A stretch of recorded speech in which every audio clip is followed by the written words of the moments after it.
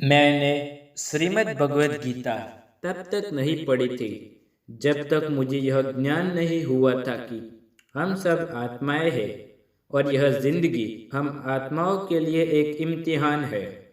अपने अंदर से सबसे अच्छे रूप को बाहर निकालने का और भगवद गीता इस इम्तिहान को पास करने की एक अहम किताब है।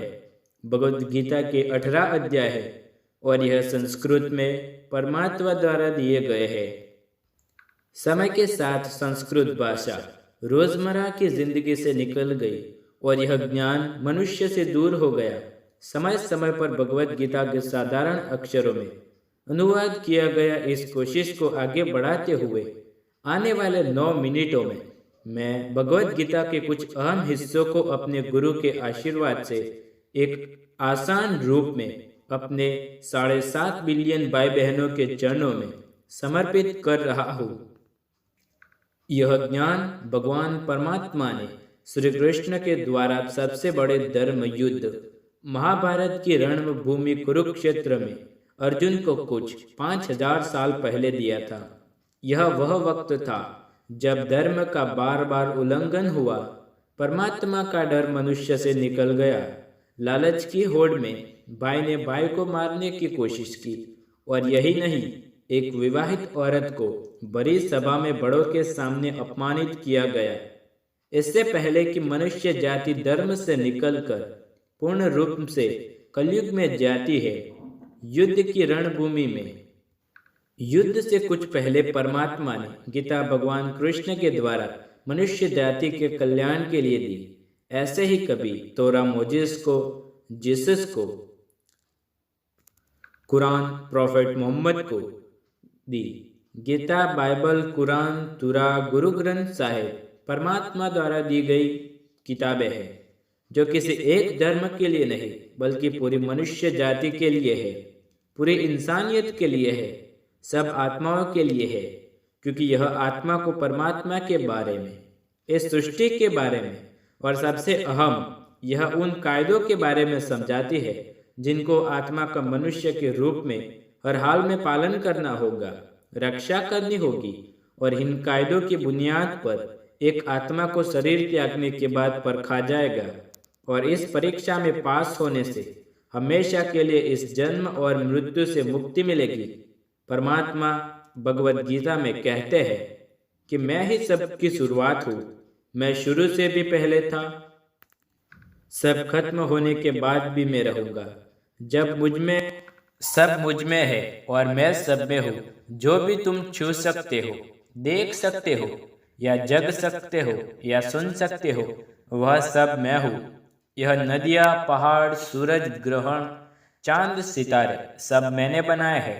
मैंने ही भगवान, शैतान, राक्षस और इंसान बनाए हैं। मैं सर्वव्यापी हूँ, सब में रहता हूँ, सब में मैं ही हूँ। हाँ, मैं ही हूँ। ब्रह्मा बन के सब बनाता हूँ और रुद्र बनकर सब नष्ट कर देता हूँ।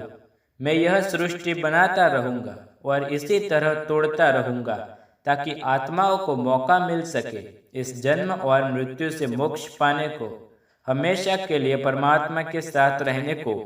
भगवद गीता कहती है कि इस सबसे बड़ी परीक्षा के लिए परमात्मा ने प्रकृति का निर्माण किया। 5 तत्व, हवा, अग्नि, जल, पृथ्वी, इसे हम छू के देख सकते हैं, समझ सकते हैं, पर परमात्मा खुद इन 5 इंद्रियों की समझ से बाहर है। उन्हें आत्मा इस इंद्रियों से नहीं जान सकती। आत्मा 5 इंद्रियों के साथ वैसे ही है जैसे लोहे का रोबोट जिसे अपने बनाने वाले का कोई पता ही नहीं। अर्जुन को भी परमात्मा का विराट रूप देखने के लिए भगवान कृष्ण ने दिव्य नेत्र दिए थे।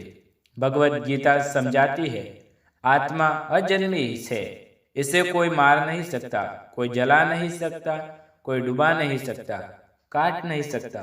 लेकिन आत्मा को परमात्मा के साथ हमेशा रहने के लिए यह परीक्षा रूपी जीवन में बैठना ही पड़ेगा। इस परीक्षा के लिए परमात्मा से बिछड़ गए इतने को किसी न किसी रूप में आत्मा को जन्म लेना ही पड़ेगा। 88 करोड़ योनियों को जीने और भोगने के बाद एक आत्मा को मनुष्य का शरीर और दिमाग मिलता है। इस सबसे बड़े मर्यादाओं की परीक्षा में बैठने के लिए हर मनुष्य को पूरी परीक्षा के दौरान तरह तरह की अच्छी और बुरी भावनाओं के चक्रव्यूह में अपने ही भाई बहन या मित्रों के साथ डाला जाता है, जिसमें हर आत्मा को अपने अंदर के तामसिक और राजसिक अवगुणों को निकालकर सात्विक जीवन में प्रवेश करने का मौका मिलता है। हमारे तामसिक गुण वो है जो हमारे अंदर गिन्न भावना पैदा करके हमें खुद को उदास और नुकसान पहुंचाते हैं, और हमारे राजसिक गुण ईर्ष्यालु और लोभी बनाकर दूसरों को प्रति नुकसान पहुंचाने के लिए रहते हैं। इस परीक्षा के दौरान हर आत्मा को तामसिक और राजसिक गुणों से मुक्त होकर अपने सात्विक गुणों से परिचित होना पड़ेगा। सात्विक गुण वह है जो आत्मा को अपने आसपास की हर चीज से जुड़े रहने और उनसे प्यार करना सिखा दे। परीक्षा के दौरान हर आत्माओं को जीवन के 4 स्तंभ धर्म, अर्थ, काम और मोक्ष ज्ञान पाके ही मुक्ति मिलती है। यही वह द्वार है जिन्हें समझ के ही आत्मा परमात्मा को समझ सकती है। पहला द्वार धर्म का है और शेर इसका प्रतीक है।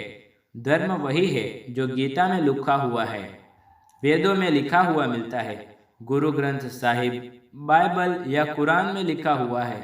धर्म वही है जो धारण किया हुआ है, जैसे आपका दिल मानता है, जैसे झूठ नहीं बोलना, चोरी नहीं करना, भगवान का निरादर नहीं करना, दूसरों को नुकसान नहीं देना।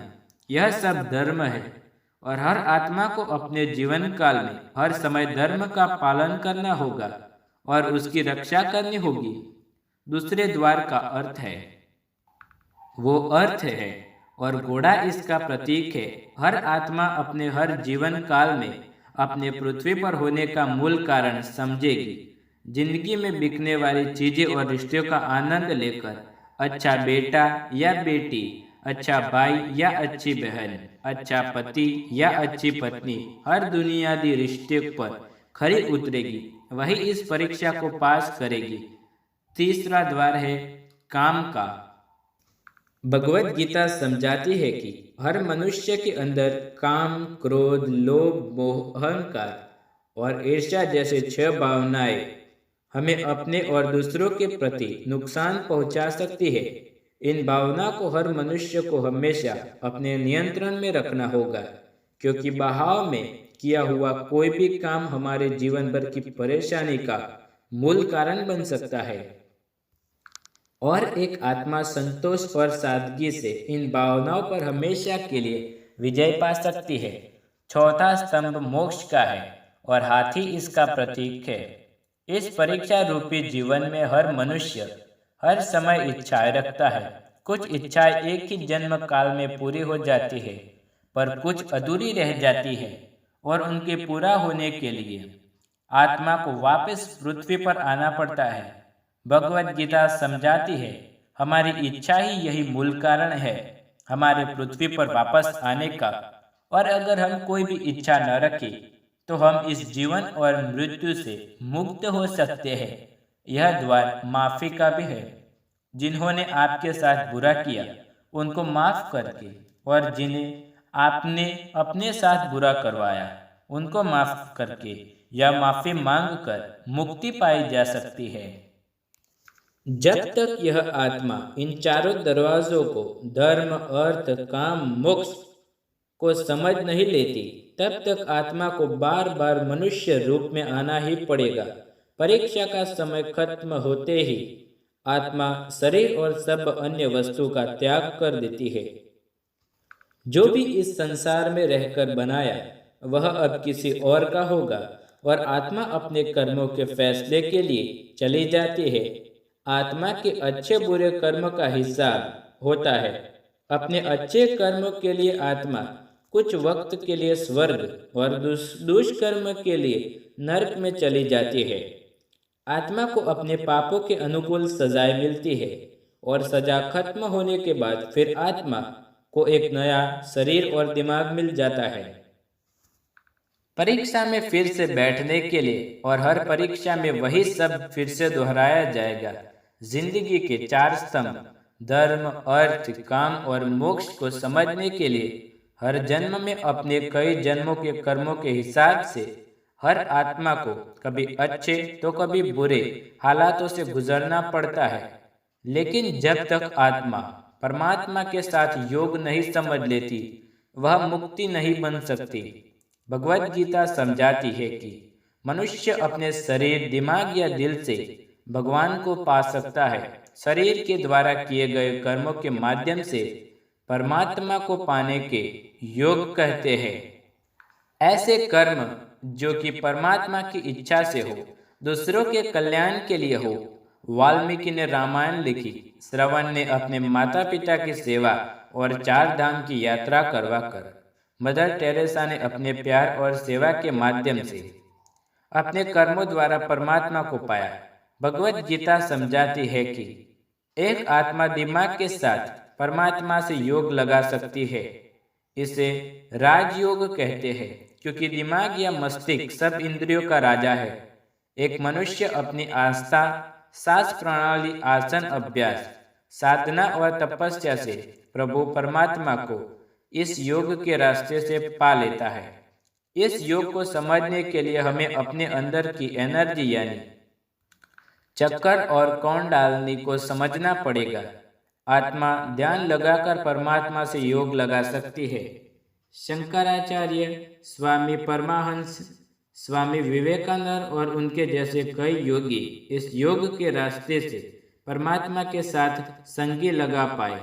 परमात्मा भगवत गीता में कहते हैं कि अगर किसी आत्मा को धर्म ना भी समझाए, योग न समझ में भी आए, पर अगर वह मेरे शरण में आ जाए तो मैं उसके सारे पाप माफ कर देता हूँ। परमात्मा को ऐसे दिल की गहराई से पुकार के पाने को भक्ति योग कहते हैं।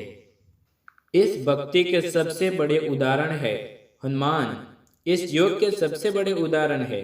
लेकिन आत्मा अपने होने का मूल कारण भूलकर धर्म का उल्लंघन करे तो, अधर्म के रास्ते पर निकल जाए तो उसे ठीक करने के लिए परमात्मा खुद किसी रूप में पृथ्वी पर जन्म लेते हैं। अगर आपने इस भगवत गीता के सार को पसंद किया हो तो इसे और भी बांटे, क्योंकि यह मौजूद सारी आत्माएं अपने यहाँ होने का कारण समझ पाए और इस जन्म और मृत्यु से मुक्त होकर हमेशा के लिए परमात्मा के साथ जा